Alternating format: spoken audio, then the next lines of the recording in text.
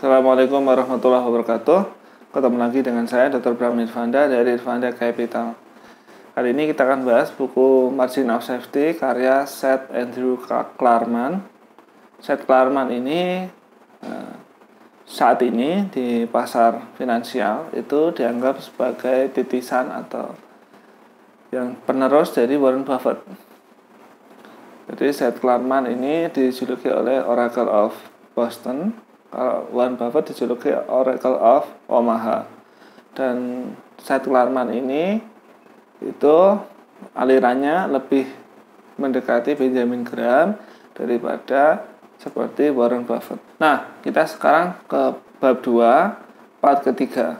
Nah, kita sekarang membahas di subbab yaitu Wall Street Bullish Bias. Jadi Wall Street itu punya bullish bias yang kuat. Bullish bias itu kecenderungan untuk biar selalu pasar itu selalu bullish. Jadi pasar itu selalu optimis, pasar itu selalu naik.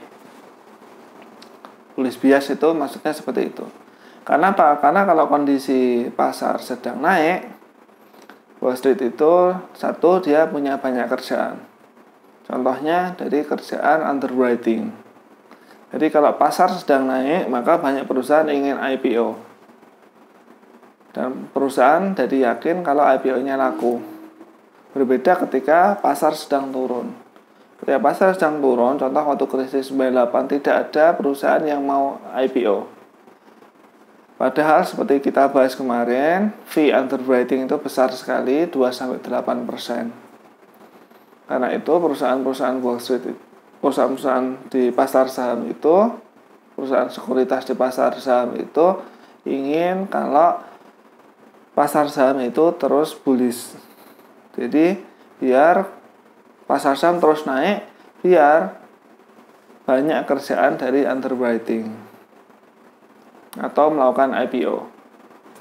Terus berikutnya adalah kalau pasar saham naik, itu orang-orang jadi optimis untuk membeli saham. Karena kalau harga pasar saham naik, maka orang-orang dapat untung dari kenaikan harga. Karena itu, perusahaan-perusahaan sekuritas di pasar saham itu lebih suka pasar yang naik daripada pasar yang turun. Karena ini jadi wajar kalau perusahaan-perusahaan sekuritas itu kalau bikin riset, kalau bikin pendapat, rekomendasi itu mayoritasnya adalah rekomendasi yang optimis. Dan ketika kita menemui anggota dari suatu sekuritas atau karyawan dari suatu sekuritas, kita harus hati-hati. Walaupun omongan dia tampak sangat optimis, karena memang ada bias. Jadi perusahaan sekuritas itu pinginnya itu pasar saham selalu naik. Kalau dia optimis terus bisa membuat orang membeli, maka pasar saham akan jadi naik juga.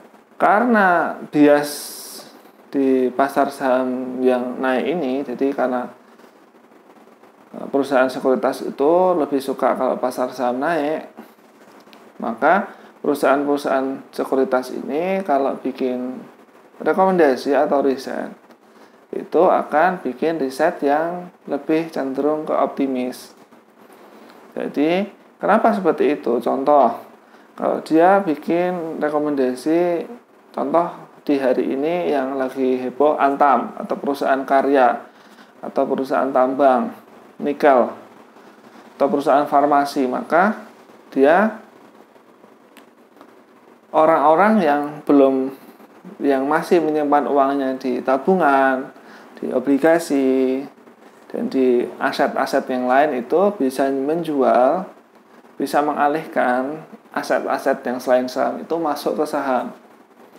Karena itu perusahaan sekuritas itu suka memberikan rekomendasi yang positif terhadap suatu saham. Pinginnya adalah dari aset-aset yang selain saham ini akhirnya masuk ke saham, terus dia dapat fee dari pembelian atau transaksinya. Nah, kalau suatu perusahaan sekuritas mengeluarkan rekomendasi jual, maka yang bisa melakukan itu cuma yang punya saham. Kalau tidak punya saham, dia tidak bisa menjual. Nah, karena itu perusahaan sekuritas itu lebih suka kalau memberikan rekomendasi yang positif. Terus berikutnya, perusahaan sekuritas itu dan analisnya terutama itu tidak suka memberikan rekomendasi negatif. Kenapa? Kalau rekomendasi negatif, apalagi itu kliennya itu bisa berakibat pada pemutusan hubungan bisnis. Contoh terjadi pada Marvin Hoffman. Jadi Marvin Hoffman ini dipecat dari Janney Montgomery & Co, suatu perusahaan sekuritas di Amerika, itu karena memberikan rekomendasi negatif pada perusahaannya Donald Trump, mantan presiden Amerika. Karena itu dia langsung akhirnya dipecat dari perusahaannya. Padahal dia memberikan analisa yang jujur terkait perusahaannya Trump, tapi dipecat. Karena Trump minta perusahaannya mecat si Marvin Hoffman. Karena itu, maka perusahaan sekuritas itu dan analisnya itu lebih suka kalau memberikan rekomendasi yang negatif. Minimal kalau ternyata sangat buruk, maka rekomendasinya adalah netral. Kalau ngasih rekomendasi negatif, dia bisa dipecat seperti Marvin Hoffman. Bias dari pasar saham lainnya yang lebih suka kalau pasar saham naik adalah investor sendiri, dari investor sendiri. Jadi investor itu lebih suka kalau harga saham naik. Karena tentu saja investor kalau harga saham naik dia dapat untung. Dan kalau pasar saham naik biasanya saham-saham sampah yang dibeli ngawur itu akan naik juga. Saham-saham gorengan yang dibeli dengan spekulasi itu akan naik-naik juga. Akhirnya dia bisa keluar, dia bisa untung. Karena itu investor juga lebih suka pasar yang saham yang naik. Perusahaan yang sudah IPO itu juga lebih suka kalau pasar saham naik. Kenapa? Satu, kalau pasar saham naik, maka nilai dari stock option atau nilai dari saham dari manajemen, biasanya manajemen itu terutama di perusahaan Amerika diberi stock option yang besar. Tentu saja ketika harga saham naik, maka nilai dari stock optionnya jadi besar. Jadi manajemen juga memperkaya diri kalau harga sahamnya naik. Yang kedua adalah sumber pendanaan bagi perusahaan itu akan naik. Akan makin banyak kalau harga sahamnya kuat. Jadi biasanya bank obligasi itu melihat dari harga saham.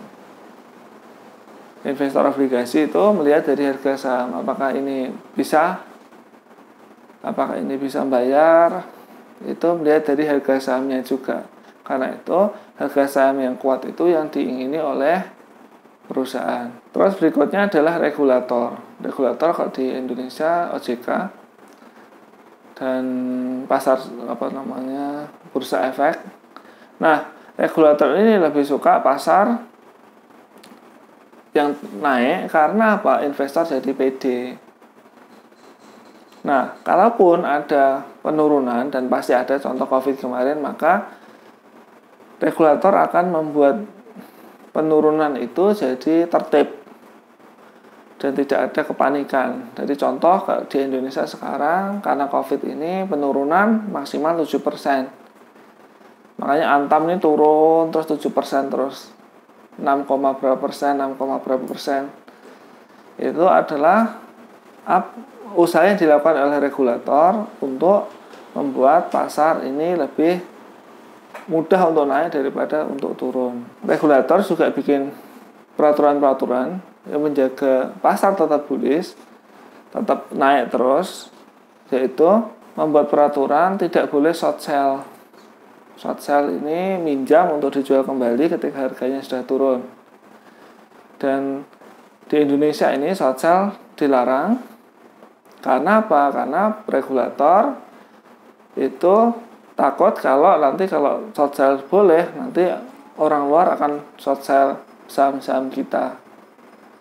Mengingat hari ini di Indonesia itu COVID jadi kasus aktif terbanyak di Asia. Jadi biar tidak terjadi short selling, maka regulator melarang aktivitas short selling. Di Amerika itu ada peraturan short selling harus di harga yang di atas harga pembukaan. Jadi contoh, harga dari beli short selling 100, terus hari 3 bulan kemudian jadi 50, maka penjualannya itu harus di atas 50. Karena ini lebih susah untuk dipraktekkan, maka banyak orang yang tidak melakukan short selling. Terus berikutnya, regulator itu pakai circuit breaker. Kalau kita lihat di masa COVID ini 2020, maka circuit breaker ini sudah beberapa kali dipakai.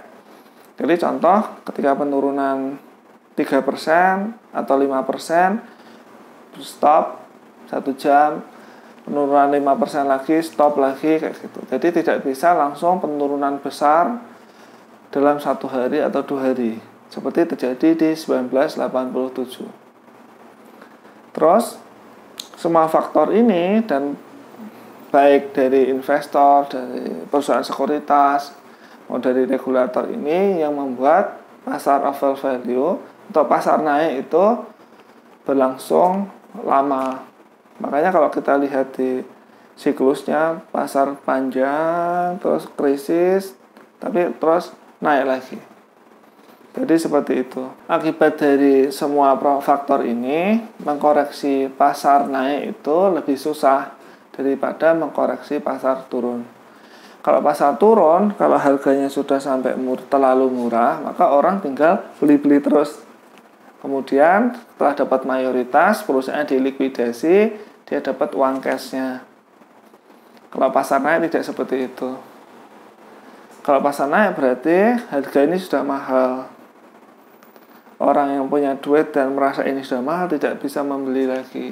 Nah, yang digantikan oleh spekulator. Selain itu, karena ketika pasar sedang tinggi atau pasar naik itu, harga itu persepsi. Jadi, ini pasar terlalu tinggi atau masih bisa naik lagi, itu tergantung persepsi dari investor atau spekulator. Jadi, harga itu tidak jelas dan tidak bisa disebutkan, oh ini pasar saham sudah terlalu mahal, kayak gitu, tidak bisa. Karena tidak jelas itu, maka harga saham bisa terlalu tinggi atau tinggi dalam waktu yang lama. Jadi seperti itu bab kedua, part ketiga dari buku Margin of Safety. Jika ada pertanyaan terkait materi kali ini, silakan tulis di kolom komentar di bawah. Terima kasih atas perhatiannya. Assalamualaikum warahmatullahi wabarakatuh.